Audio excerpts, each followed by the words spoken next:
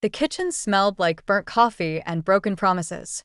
Mom sat across from me at our scratch dining table, her hands wrapped around her favorite mug, the one that said, "World's Best Mom," in fading letters. I'd given it to her when I was 7, back when I still believed the words. "Sophia, we need to talk about college."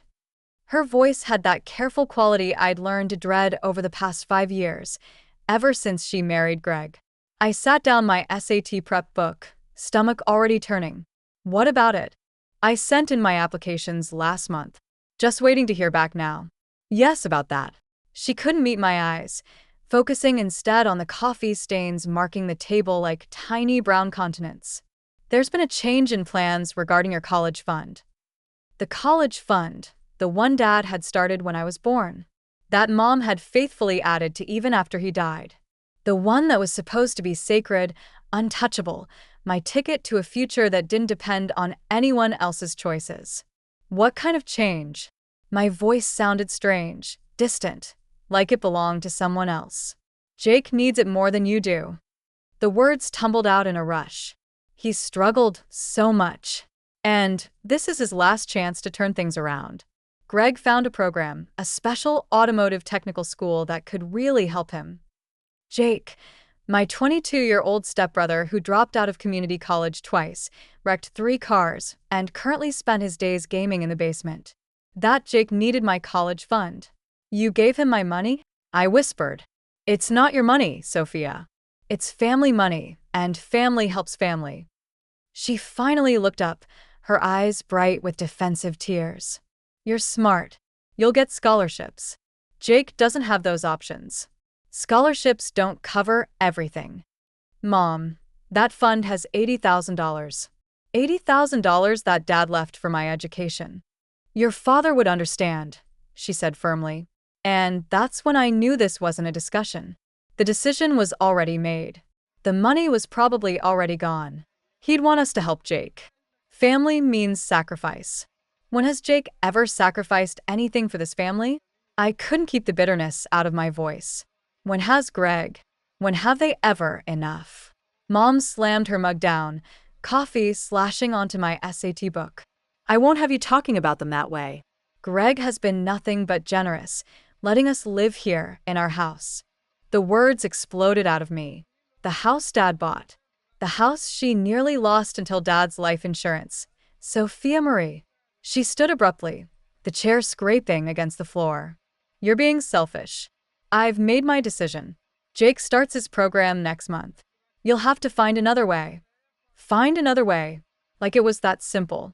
Like I hadn't spent 4 years killing myself with AP classes and extracurriculars, building the perfect resume for the Ivy League dreams I'd shared with Dad before the cancer took him. "Does Greg know you took the money?" I asked quietly. Something flickered across her face. "Greg and I make decisions together. He agrees that Jake needs this opportunity." Of course he did. Greg, who drove a new truck while Mom's car wheezed and rattled. Greg, who had beer money but never seemed to have grocery money. Greg, who looked at me like I was a tenant he couldn't evict, rather than his wife's daughter. I stood up slowly, gathering my ruined study materials. "Well, I hope Jake's automotive program is worth it. I hope it's worth telling Dad's daughter that his dreams for her matter less than your husband's failure of a son." But I was already heading to my room, the sanctuary I'd created with yard sale furniture and clearance curtain panels. The acceptance letters would start coming soon. Harvard, Yale, Stanford, all the places Dad and I had dreamed about during his chemo treatments when dreaming was all we had left. What would I tell them now? "Sorry, I can't afford your tuition because my mom gave my college fund to my stepbrother who needed a 4th chance at being a functional adult." I sat on my bed, pulling out my phone to scroll through old photos. There was Dad at my science fair, proud as I won 1st place. Dad at my piano recital, filming even though his hands shook from the treatment. Dad in the hospital bed, still making me promise to reach for the stars. "I promise, Daddy," I whispered to the photo. "I'll find another way." That's when I remembered something, a comment Dad had made near the end when the morphine made him ramble. Something about making sure I was really taken care of and backup plans, and when you turn 18, My 18th birthday was next week. I spent the night searching through Dad's old papers, the ones Mom had boxed up and stuck in the attic because Greg wanted the office space. Most of it was standard tax returns, medical records. The way out left everything to Mom. But tucked inside his college diploma folder, I found a business card. Marcus Thompson, Fiduciary Trust Services. My hands shook as I dialed the number the next morning while Mom and Greg were at work, and Jake was still unconscious in the basement. Thompson Trust Services, how may I help you? Hi. My name is Sophia Chun. I think my father, David Chun, might have had an account with you. There was a pause. Miss Chun, we've been waiting for your call. Your father set up specific instructions for us to contact you on your 18th birthday. But you've saved us the trouble. When can you come in? 3 days later, I sat in Mr. Thompson's office, staring at numbers that didn't make sense. Your father established this trust when you were 5, Mr. Thompson explained, sliding documents across his polished desk. He funded it with his patents from his engineering work, structured to grow tax-free. He was very specific about the conditions. The trust becomes accessible to you on your 18th birthday, but only you. Your mother has no claim to it, no knowledge of it. Your father was concerned about future financial influences. Future financial influences like Greg. Dad had seen this coming even then. How much? I asked, though I could see the number. I just couldn't believe it. As of today, the trust contains approximately $480,000. More than enough for any college education you choose to pursue. $480,000. Dad had saved almost $500,000 for me, hidden it away where Mom's new family couldn't touch it. He also left you this. Mr. Thompson handed me a sealed envelope with my name and Dad's careful handwriting. I opened it with trembling fingers. My dear Sophia, if you're reading this, then you're 18 and hopefully heading to college. I'm sorry I couldn't be there to see it. I'm even sorrier if your mother has made choices that hurt your dreams. I know your mom. I love her, but I also know she sees the best in people, even when it blinds her to reality. This money is yours alone. Use it to build the life we dreamed about during those long hospital nights. Remember, you don't owe anyone your future. Not even family. Especially not family that doesn't value you. Reach for the stars, my brilliant girl. All my love, Dad. I clutched the letter, tears streaming down my face. Even dead, my father was still protecting me, still fighting for my dreams. Miss Chun, Mr. Thompson offered me tissues. There's more. Your father also set up a meeting with Harvard's financial aid office. He seemed to think you'd be needing it. Harvard, my dream school, the one I'd been afraid to hope for after Mom's announcement. He knew I'd get in, Mr. Thompson smiled. He said, and I quote, "My daughter's going to Harvard. I just need to make sure she can afford it when she does." I left the office in a daze. Trust documents secure in my bag. For 3 days, I said nothing at home.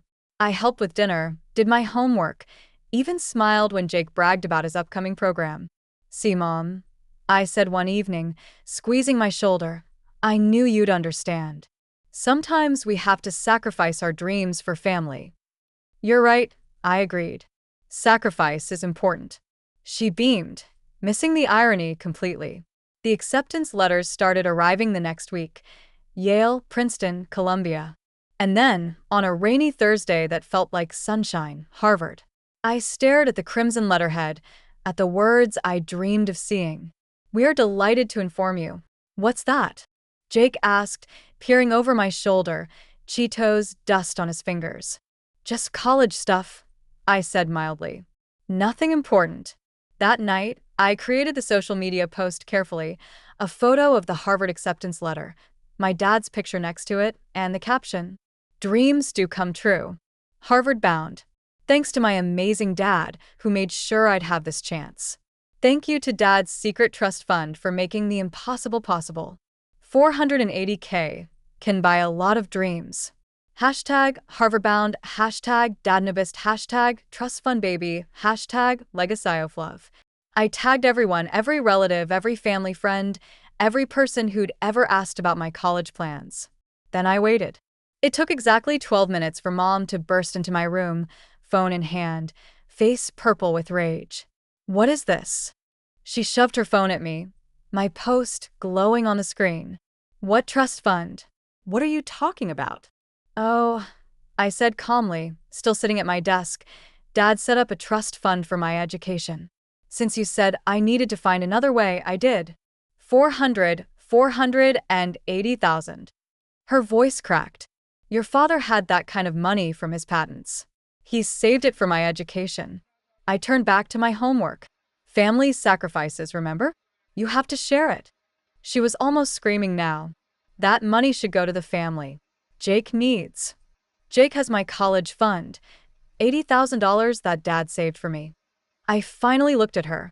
That money you gave him? That was my sacrifice for this family. The trust fund? That's Dad making sure I didn't have to sacrifice my future. I'll sue, she threatened. That money came from our marriage, from patents filed before you met. I interrupted. In a trust you can't touch. Dad made sure of that. He knew you'd remarry. He knew you'd choose them over me, so he chose me one last time. Greg appeared in the doorway, face red. You manipulative little. Careful, I warned. Everything you say is being recorded. My trust lawyer suggested it, given the circumstances. Mom sank onto my bed, tears streaming. How could you do this to us? We're your family. Jake is your family. I corrected her. Greg is your family. I'm just the kid whose college fund you stole. But don't worry, I'll be gone soon. Harvard starts in the fall. Sophia, please. We could use that money. The house needs repairs, Jake's program, Greg's truck payments. No. Such a simple word. Such a powerful word. One dad had given me permission to say, "You're just like your father," she spat. Selfish. Thinking you're better than everyone. I hope so, I replied. Because Dad would never have given away his daughter's future to impress his new spouse. Dad would never have chosen a stranger over his child. So yes, I hope I'm exactly like him. The next months were ice-cold silence, broken only by necessary communication. Mom told everyone I was heartless, selfish, that I was abandoning family in their time of need. She didn't mention the $80,000 she'd already taken. She didn't mention that Jake dropped out of his automotive program after 3 weeks, the money non-refundable. I spent those months working with Mr. Thompson to set up my finances, planning my future, and visiting Dad's grave. You knew, didn't you? I asked the headstone. You knew she'd choose them. The wind rustled the flowers I'd brought, birds of paradise, his favorite. It felt like an answer. Moving day came in August. I'd hired movers myself, paid for storage for the things I couldn't take to campus. Mom stood in the doorway, arms crossed, while Greg and Jake watched TV pretending I wasn't leaving forever. I hope you're happy, she said, breaking up this family for money. I'm not breaking up anything, I replied, carrying the last box to the truck. I'm just refusing to be broken by it. When you fail out there, don't come crying to us, Greg called from the couch. That money won't last forever. I paused at the door, looking back one last time at the house Dad bought, where his dreams lived in the walls and his absence echoed in every room. Actually, I said, it will. Dad made sure of that. He knew something you never figured out, that investing in my future was the best investment he could make. Enjoy the $80,000. It's all you'll ever get from me. I left them, their mom with her choices, Greg with his greed, Jake with his wasted opportunities. The trust paid for Harvard, for grad school, for the startup I'd launched with my roommate. It paid for the life Dad and I had dreamed of during those terrible, beautiful last days. Mom tried to reconcile years later, after Greg left her for someone younger, after Jake's third arrest, after she realized that choosing them had cost her everything. She showed up at my college graduation, thin and older and full of regret. I'm sorry, she said. I should have chosen you. Yes, I agreed. You should have. Can you forgive me? I thought about Dad, about trust funds and backup plans, and love that protects even from beyond the grave. I can forgive you, I said finally. But I can't forget that when I needed you most, you gave away my future for people who didn't even stay. Dad knew you would. That's why he made sure I didn't need you to choose me. He already had. She cried then, understanding finally what she'd lost. Not just money or a daughter's love, but the chance to be the parent Dad had been, the one who put their child first. Always. Even after death. I graduated summa cum laude, spoke at commencement, started a company that helped other students find hidden scholarships and resources. Every success was a conversation with Dad, a promise kept, a dream realized. The trust fund didn't just pay for college. It paid for freedom from people who saw my future as their piggy bank. It paid for the ability to say no. It paid for the life I built on my own terms, with my father's ghost as my guide and his foresight as my foundation. Jake still posts about the unfairness of it all, how his stepsister hoarded family money. Mom still tells people I chose money over family. Greg found another single mother to leech off of. Another college fund too. I hungrily. And me? I'm living proof that sometimes the best gift a parent can give their child isn't just money. It's the foresight to protect them from the people they'll have to trust you with. Thanks, Dad. For knowing, for planning, for making sure that even when Mom chose them, I didn't have to pay for her choice. $480,000. That's what my dreams were worth to him. Priceless. That's what his protection was worth to me.